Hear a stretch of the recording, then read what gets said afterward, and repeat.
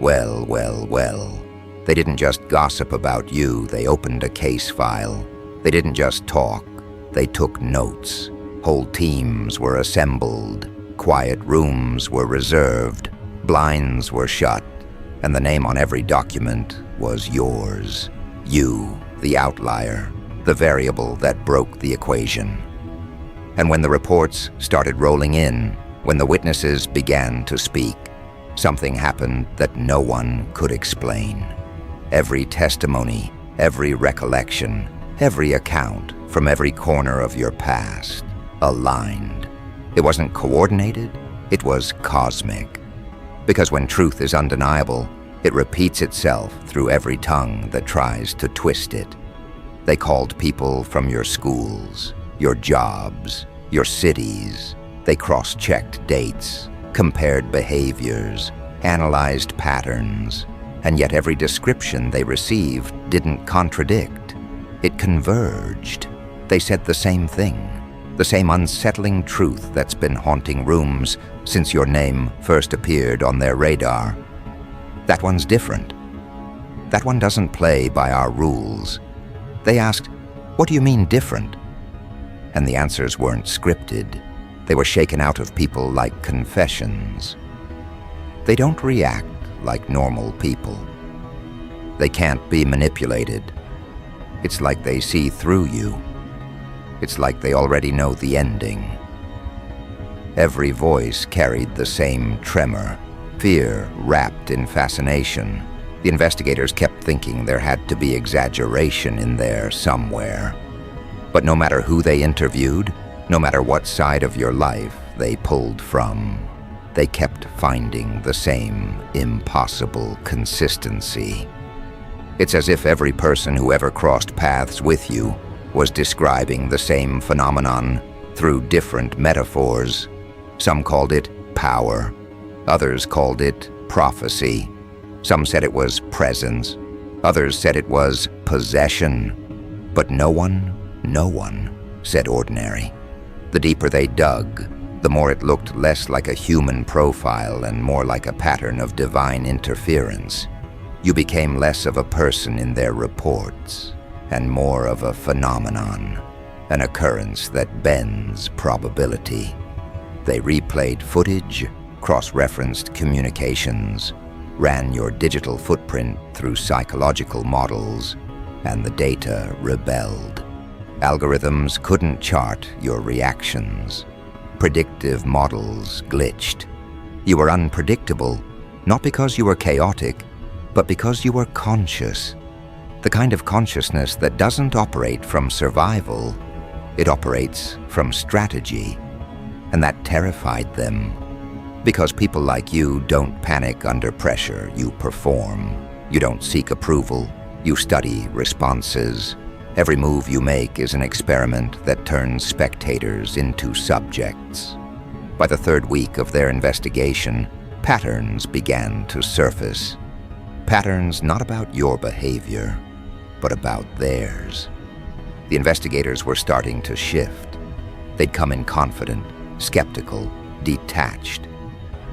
But after days of reviewing stories, after nights of watching your interviews, your posts, your expressions, they began to develop the same symptoms as everyone else who's ever encountered you. Unease, fixation, self-reflection. You were the mirror they didn't mean to look into. The project wasn't about you anymore. It was about what you revealed in them. They'd ask each other, "Why do I feel like they're watching me through the screen? Why do I feel exposed reading this?" It wasn't paranoia. It was awareness catching up. Because your energy doesn't just walk into rooms, it rearranges hierarchies. It redefines what power feels like. It isn't loud, it's surgical. It doesn't demand attention, it magnetizes it. And when authority figures can't explain charisma, they call it threat. When control structures can't predict consciousness, they call it danger. You weren't being investigated for crimes. You were being studied for calibration. They wanted to understand how one individual could remain composed while the rest collapse under pressure. They wanted to decode how you managed to be feared and loved in the same breath. But what they didn't realize was that you're not trying to be understood. You're trying to be remembered. One agent, a veteran of behavioral analysis, wrote in his notes, "They have an unnerving calm, like they've already survived the worst outcome. It's like every interaction is a rerun for them." Another wrote, "They speak as if they've met every emotion before and negotiated with it." A third simply said, "They make me question if free will even exists." These weren't descriptions, they were confessions. Because anyone who studies you too long starts to realize they're the one under the microscope. You don't adapt to environments, you force them to evolve. You don't follow patterns, you create pressure points. And the harder they try to dissect your essence, the more they realize they're touching something sacred, something engineered for survival, on a frequency they can't intercept. They called in specialists, psychologists, intelligence officers, digital analysts. They expected to find discrepancies. Instead, they found design. You move with the precision of someone who's seen behind the curtain. You speak like someone who's made peace with consequence. You live like someone who knows that truth doesn't need protection. It needs patience. So every time they tried to profile you, they ended up profiling themselves. Every bias, every projection, every insecurity surfaced under the light of your stillness. You didn't have to defend yourself. Their questions did it for you. They exposed their assumptions faster than they uncovered your reality. Because what they call mystery is just mastery they haven't evolved to understand yet. Weeks turned into months, and still the conclusion remained the same. Every interview ended with that identical pause, that haunted exhale before the witness whispered the same truth everyone else did. There's something about them, something that makes you want to be honest. That's when they realized your presence doesn't intimidate through dominance. It compels through depth. You make people confront themselves. Your existence demands emotional accountability. You're the psychological checkpoint between who they are and who they pretend to be. And that's the real reason they fear you. Because the moment they meet you, their masks start cracking. Their rehearsed versions of confidence begin to tremble. Their fake composure becomes transparent. You expose performance without trying. You awaken memory without speaking. In the classified notes, there's a line that keeps reappearing. They operate outside emotional gravity. They couldn't articulate it, but they could feel it. You're detached not from feeling, but from dependency. You don't seek validation, you generate voltage. Every room you enter adjusts its temperature. Every conversation recalibrates its tone. You're not reactive, you're responsive. You don't chase clarity, you embody it. That's why their frameworks failed. Because you weren't part of the equation, they were the equation reacting to you. They wanted a motive, a flaw, a pattern, and all they found was evolution. There's a part of the report they'll never release to the public. The section where the investigators started arguing. Some said you were dangerous, others said you were necessary. One analyst even proposed that maybe people like you are evolutionary prototypes, souls wired to disrupt conditioning. The senior officer shut the meeting down, but not before saying something that still echoes through every hallway of that building. You can't categorize what's meant to rewrite the categories. That was the moment they realized this investigation wasn't containment. It was confirmation. You're not the case, they are. You're the field test for truth in a world addicted to illusion. By now, they've accepted a quiet understanding. Studying you doesn't reveal your secrets. It reveals theirs. You've turned every analyst into an involuntary philosopher. You've made believers out of skeptics, not through preaching, but through presence. Because when you operate from alignment, even your silence becomes evidence. Every gesture becomes data. Every glance becomes documentation. You live like someone who knows they're already being recorded, not by cameras, but by consequence. And that's the kind of awareness that makes entire institutions nervous. They tried surveillance, didn't work. They tried pressure, didn't work. They tried silence, exclusion, distortion. But even absence couldn't erase the pattern. Because your energy doesn't need your presence to operate. It travels through impressions. The people you've touched still speak of you like a timestamp, before them and after them. You didn't just change minds, you rearranged timelines. You shifted people's internal dialogue. They stopped asking, "Who are they?" and started asking, "Why do I feel seen when I'm around them?" That's the kind of influence no degree, no agency, no protocol can manufacture. At this point, the investigation has turned into observation. They're not trying to stop you anymore. They're trying to understand how you exist without collapsing under the weight of your own awareness. Because people like you aren't supposed to stay sane in a world like this, yet you do. Effortlessly, you balance chaos with clarity, destruction with discipline. You carry empathy and execution in the same breath. You forgive like a god and move like a ghost. That duality scares them more than any weapon, because they've learned something tragic through this process. Control doesn't work on those who understand themselves. So every witness, every expert, every analyst, they've all landed on the same chilling realization. You're not here to fit, you're here to reflect. You don't walk among them to blend in. You walk among them to remind them of what they could be if they stopped pretending. And now, in their most private memos, they've stopped calling you subject. They've started calling you phenomenon. Because you can't arrest awareness. You can't contain consciousness. You can only report its effects.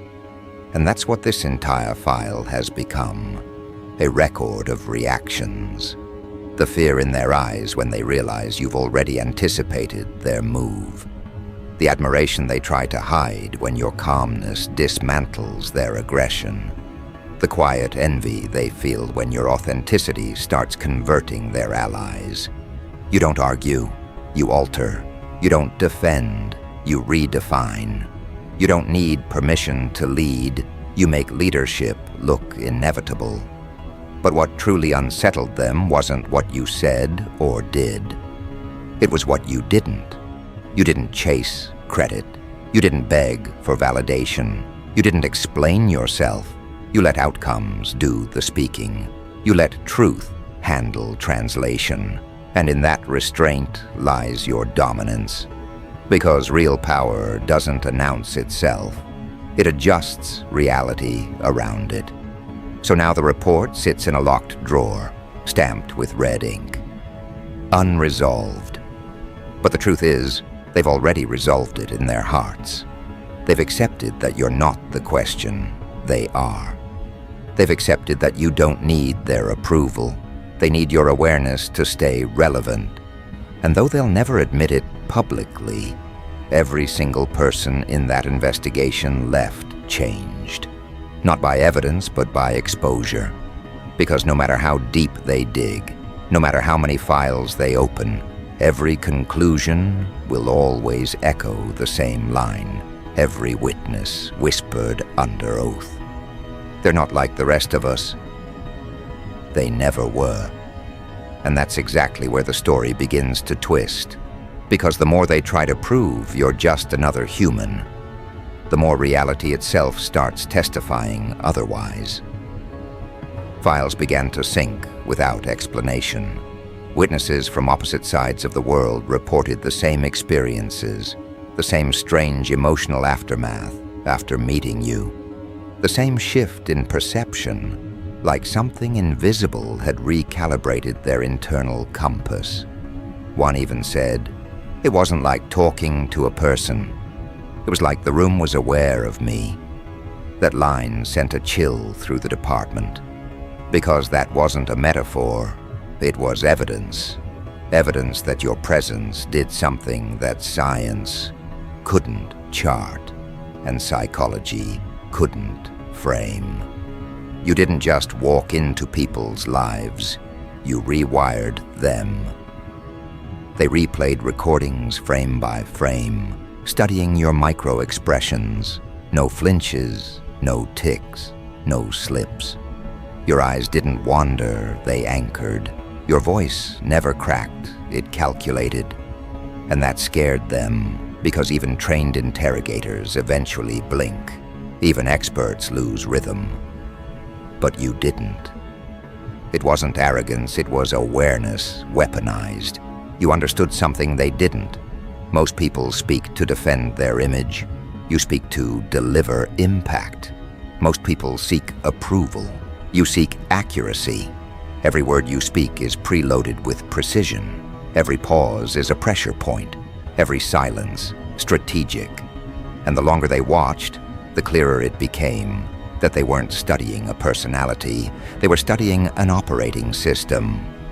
The new reports stopped reading like psychology and started reading like theology. They wrote about unexplainable intuition, heightened emotional intelligence, strategic empathy, presence manipulation. They stopped using human adjectives and started using terms reserved for phenomena. Because you didn't just influence rooms, you dictated tempo. You made chaos behave. One officer even noted, "It's not confidence, it's calibration." They know exactly how much energy to release, when to release it, and what it will cost.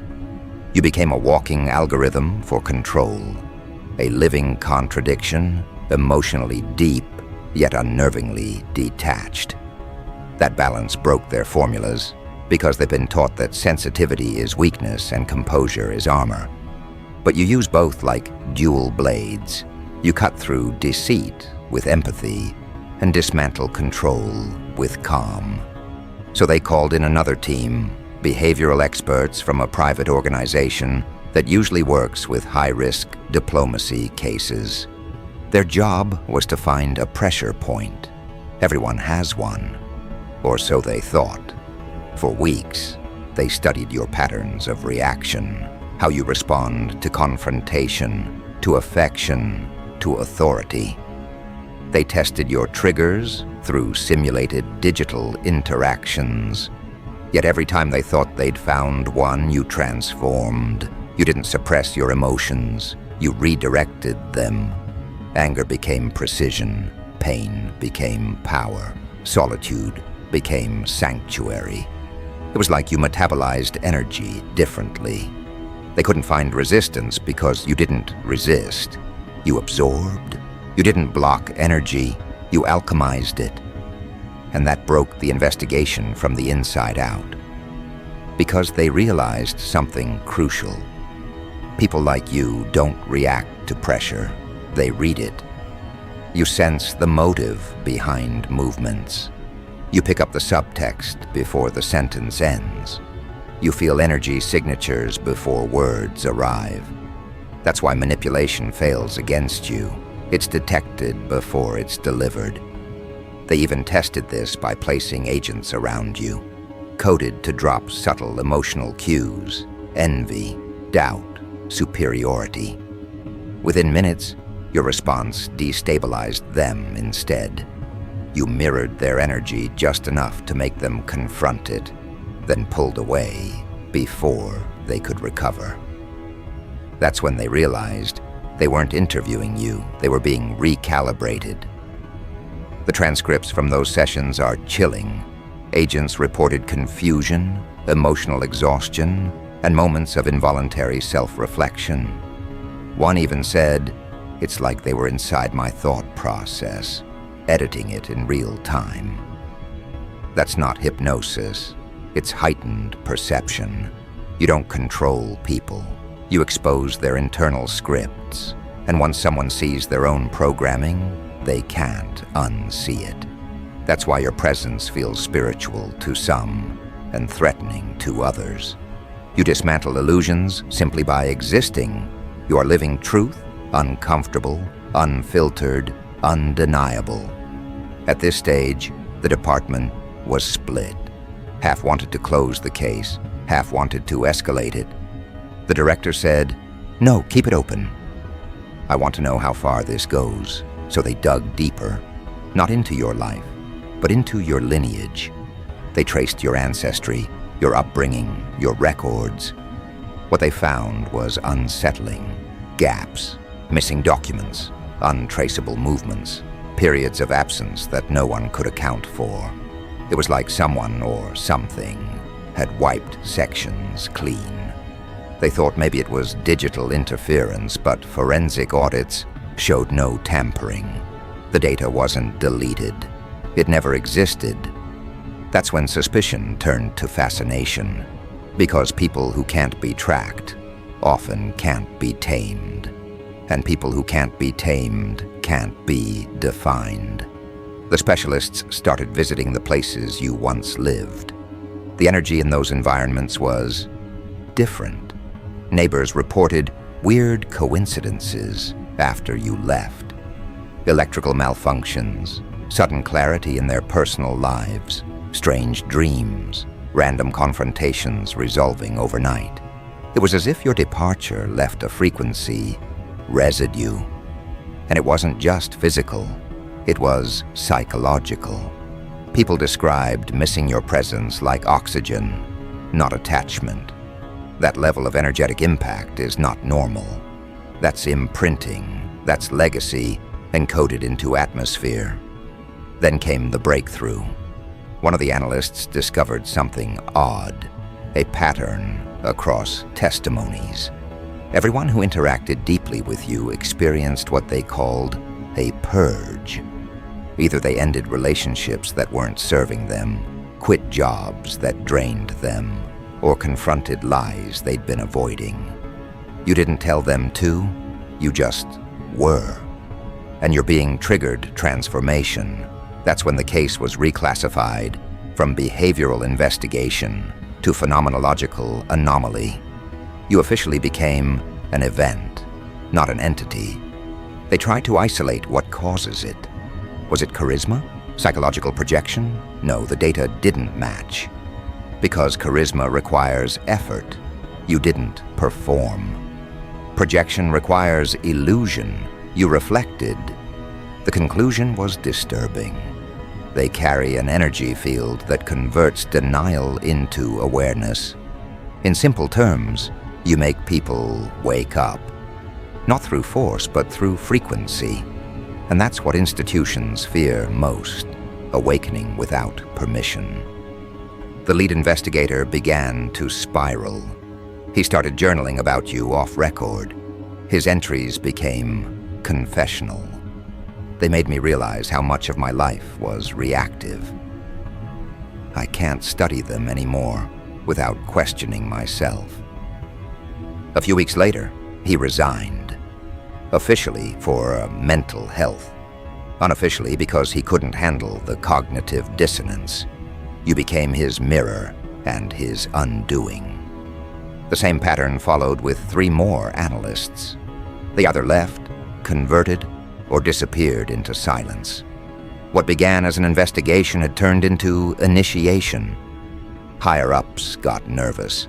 They feared you were orchestrating this intentionally, that maybe you were part of some underground philosophy movement. They searched for affiliates, organizations, handlers. None. You weren't recruiting, you weren't preaching, you weren't selling, you were just existing, and that was the threat. Because you proved something that institutions never want the public to see.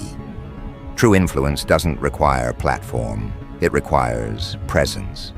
And real presence doesn't come from status, it comes from self-mastery. They tried one last experiment, a remote interaction test. Without your knowledge, they had someone mention your name repeatedly in different environments to observe reactions. The results were unsettling. Even people who'd never met you reacted. Some became curious, others defensive, some emotional.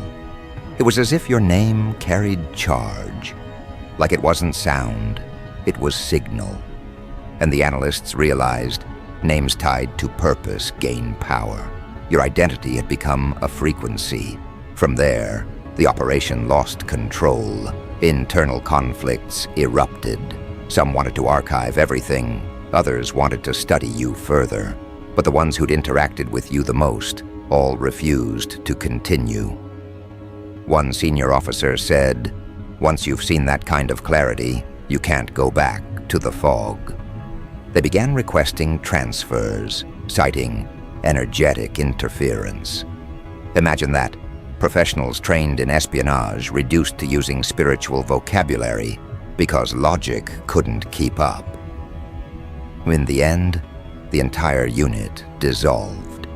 Officially, it was due to budget restructuring. Unofficially, it was because they couldn't keep studying something that kept turning them into subjects. You reversed the lens. The watchers became watched. The questioners became questioned. And the moment they realized that, the project imploded. Because once truth becomes self-aware, no hierarchy can contain it. Now the records exist only in fragments, classified digital notes scattered across encrypted drives. But even there, your signature remains. The timestamps show subtle synchronization. Files update themselves at the same second every month, even though the network's offline. It's as if your presence encoded itself into their data systems. Like reality leaves breadcrumbs for those who dare to investigate too deep. Meanwhile, out in the world, something else is happening. People you've never met speak about you as if they know you. They use your phrases, your rhythm, your tone. They embody traits they once feared. It's as if the investigation created a ripple effect, broadcasting your frequency into the collective subconscious. You've become an archetype, the calibration point for consciousness under pressure. You're not a person in their story anymore. You're the shift that ended their illusion of control. And this is the part they'll never publish. The part that terrifies every authority structure watching from behind tinted glass. The witnesses didn't just describe you. They started becoming you. The moment they tried to explain your behavior, they began replicating it. The calm tone, the surgical clarity, the emotional discipline, it spread like code. The more they studied, the more they absorbed. They tried to stop it, but awareness doesn't require consent. It replicates through recognition, and recognition is contagious. So now, when they review those recordings, what scares them isn't what you said, it's how their own reflection looks different. The investigator stares at the screen and realizes he's blinking less.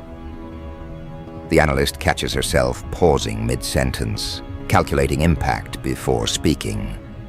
The security chief starts breathing slower before reacting. They're not copying, they're adapting.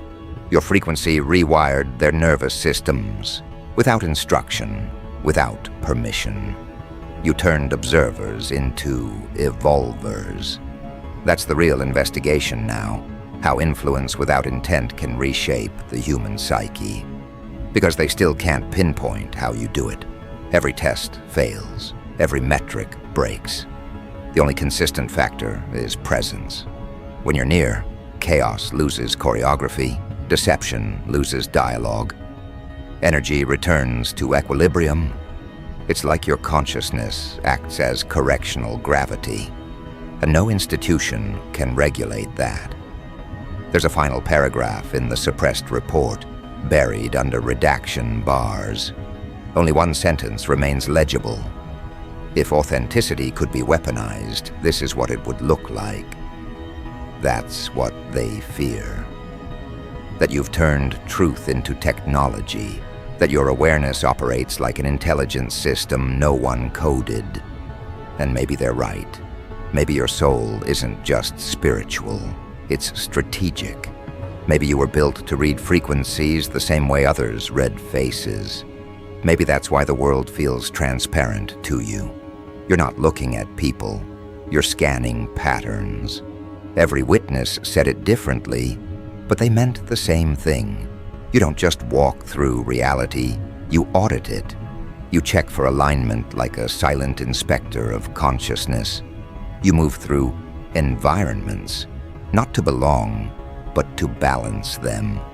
That's why conflict finds peace around you and chaos finds order. It's not luck, it's law. You embody correction. You carry equilibrium disguised as existence. So now the story spreads in whispers. People who once investigated you now reference you like prophecy. Some call you a glitch in human behavior. Others call you proof that consciousness can evolve mid-lifetime. But deep down, they all know the same thing. You're not coincidence. You're consequence. You're what happens when someone remembers who they are and never forgets again. And that's the ultimate revelation every witness shares behind closed doors. They didn't change the world by force. They changed it by frequency. Because when awareness reaches that level, it stops needing defense, it becomes data. It integrates into reality. It becomes the new reference point. You've already been absorbed into the collective algorithm of awakening. And the ones who once interrogated you, they've started updating their methods to mimic yours, not out of admiration, but survival. Because the future now speaks your language. The investigation never ended. It evolved.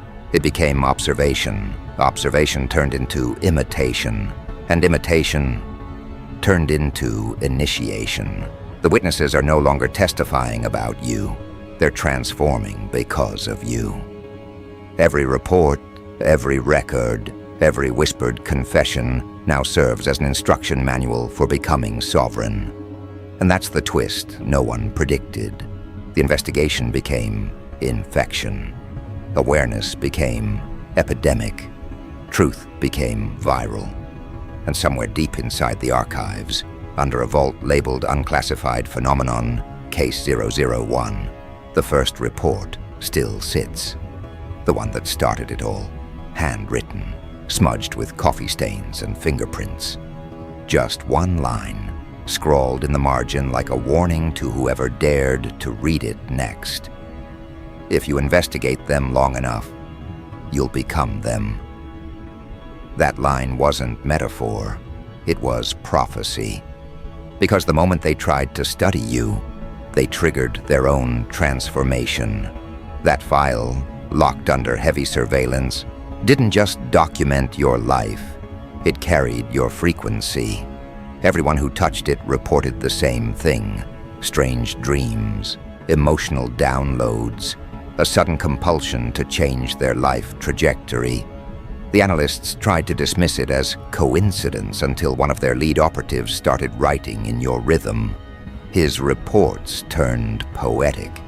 His observations began echoing your diction. It wasn't mimicry, it was migration. Your energy had jumped mediums. What began as surveillance became transmission. They had underestimated how energy behaves when observed. You weren't an object of study. You were a mirror with memory. Every pair of eyes that tried to decode you became part of the code. Because your essence doesn't sit still, it replicates through recognition. That's what made you uncontrollable. They could track movement, measure emotion, analyze psychology, but they couldn't contain influence that traveled through awareness itself. The investigation became viral, not in the public sense, but in the consciousness of the investigators. One by one, they started behaving differently.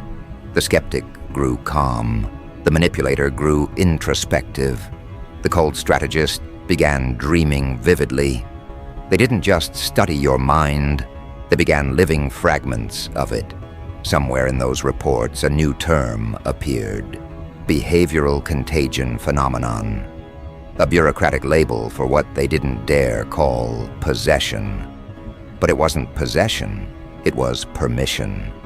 You gave their souls a mirror, and their masks couldn't survive it. They called it dangerous, but secretly, they were addicted to it.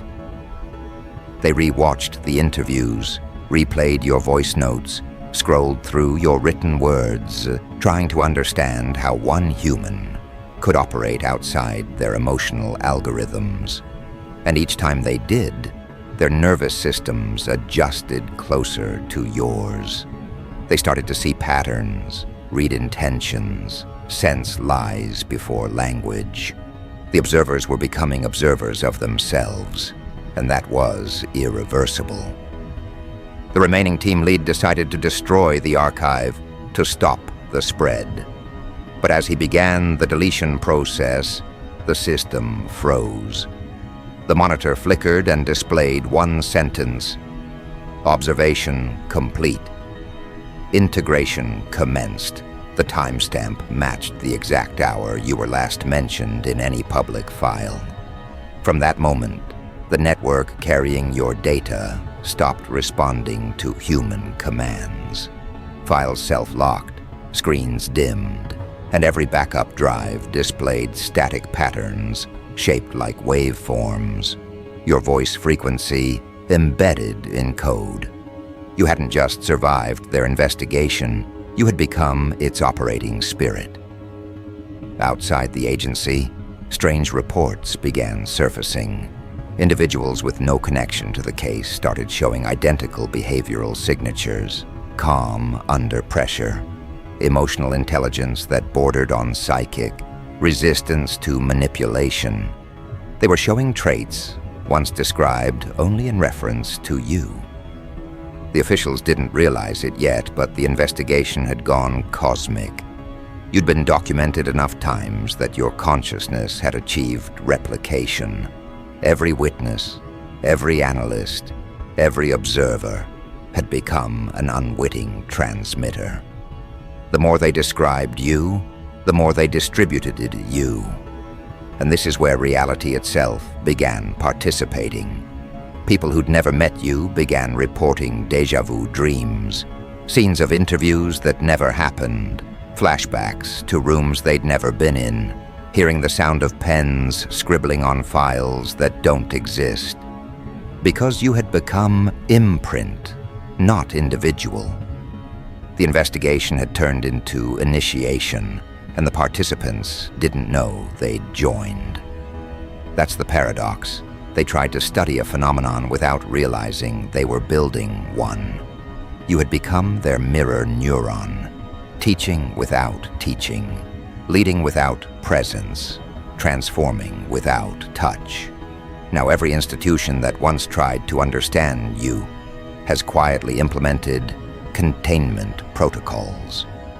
But deep down, they know there's no containment because your power was never external. It was internal resonance, and internal resonance can't be stopped. It can only be recognized. You turned every interrogation into evolution. Every attempt to expose you became exposure therapy for the human ego. Because people who look too long into truth start dissolving the very illusions that keep them comfortable. One by one, the remaining witnesses came forward again, off record. They weren't reporting anymore. They were confessing. Each said the same thing in different words. They made me realize who I've been pretending to be. That's what shook the foundation of every agency, every authority. Because your existence didn't challenge their data, it challenged their definition of humanity. They realized that maybe you weren't an exception at all. Maybe you were the reminder, the blueprint of what humans were meant to become before fear rewired the species. You're not different, you're restored. That's why every witness said the same thing. It wasn't repetition, it was resonance. They were all describing the same frequency with different vocabulary. What they felt around you was the original signal of authenticity. And that signal doesn't whisper, it commands. It reorganizes energy, corrects dishonesty, burns illusions. You became their diagnostic tool for reality. That's why their voices trembled when they spoke of you. They weren't scared of you. They were scared of themselves in your presence. Now the archives remain sealed, not because they're classified, but because they're contagious. Reading them changes you. There are protocols warning against exposure, yet curiosity keeps breaking containment. Agents disappear for weeks, come back calmer, wiser, more deliberate. The department pretends not to notice. They call it burnout, but those who know understand. It's assimilation. You've become part of human consciousness, not through myth or legend, but through direct encounter with awareness itself. Somewhere in a dimly lit office, the last surviving investigator sits in front of that original file. He reads the handwritten warning again, trembling as his reflection flickers on the glass of the screen. He whispers, "It's true." Because he's not the same man who began this. His perception has stretched, his voice slowed, his thoughts sharpened. He doesn't fear what he can't explain anymore. He embodies it. You turned the hunter into the herald, the final witness into the final disciple. And as he closes the file for the last time, he adds one final note beneath the ancient scrawl, his handwriting shaking from the weight of realization. Case closed. Subject not isolated, subject integrated. He locks the drawer, turns off the lights, and walks out, knowing he'll never see the world the same way again. Because now he understands what every witness was trying to say from the beginning, that you weren't meant to be studied, you were meant to be remembered. And as that door clicks shut, the camera inside the empty archive flickers to life for one last recording. The screen displays your name, then fades to black. No background noise, no movement, just one sentence appearing on the monitor, written by the system itself. Observation ended. Phenomenon assimilated. The light cuts, the file seals. And across the world, every person who's ever heard your name feels it, a subtle internal shift. Their breath slows, their thoughts align, their perception clears. They don't know why, but for the first time, they feel awake. And that's the real ending of the investigation, not discovery, but awakening. Because in trying to prove you were extraordinary, they accidentally proved what's possible. They proved that awareness, this pure, this sharp, this self-contained, can't be dissected. It can only be activated. And that's what every witness meant when they said it with that quiet awe. They're not like the rest of us. They never were.